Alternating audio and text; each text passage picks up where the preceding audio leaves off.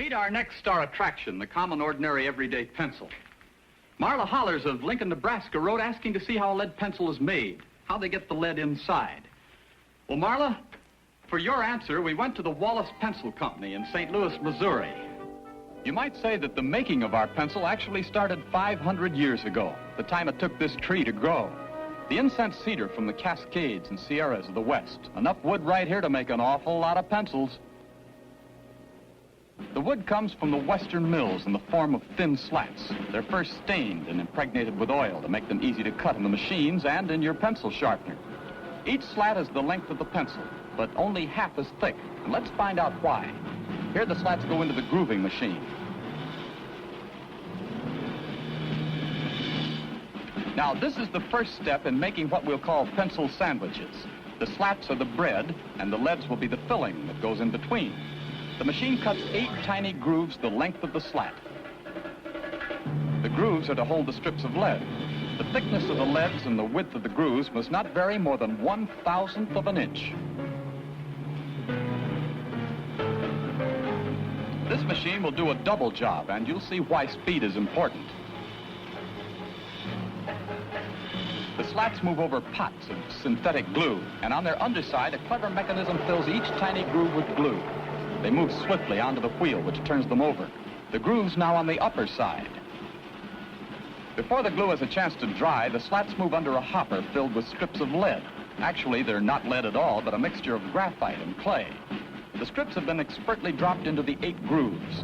Along another line come more slats, one slide completely coated with glue. And we'll see why the sandwich completed. The 2 lines come together. One slat is glued to the other, and that, Marla, is how they get the lead inside the pencils. The lead sandwiches are immediately put into clamps, and under 250 pounds of pressure, the excess glue will be squeezed out and the slats sealed firmly together.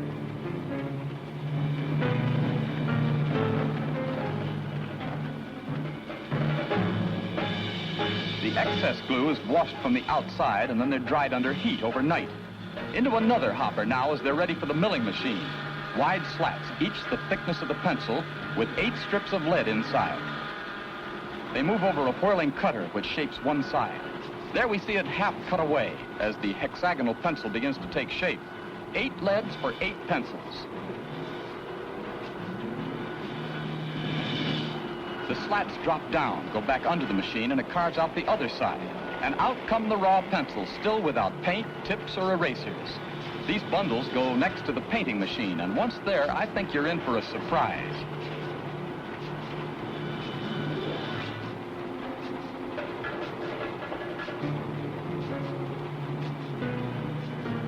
Raw pencils go into the painting machine hopper, and this is quite a trick.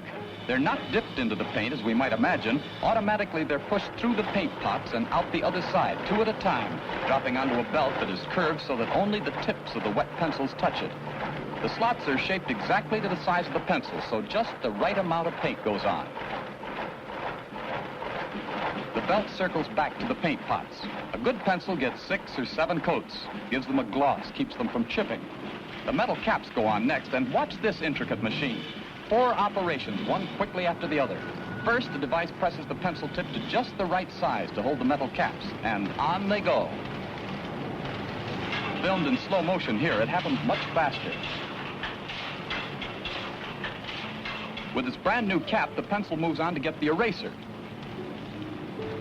Eraser inside the cap, and the metal cap is clamped to hold the eraser firmly in place. It took only a few seconds. Each one must pass inspection. The pencils we've seen made are the most common type, yellow and hexagonal. But there are more than 350 types of lead pencils made in America, every size, shape, and color for every need. Enough made every year to provide more than 8 pencils for every man, woman, and child. Into the hopper now for stamping, and this is where the brand name goes on. Pencils drop automatically into the stamper. A roll of inked foil paper serves like a typewriter ribbon. The actual printing went on somewhere inside the machine, but let's see the result. Well, there you are, Marla. A special stamp in honor of our visit. So next time you use a lead pencil, you'll know just how it's made. You asked for it.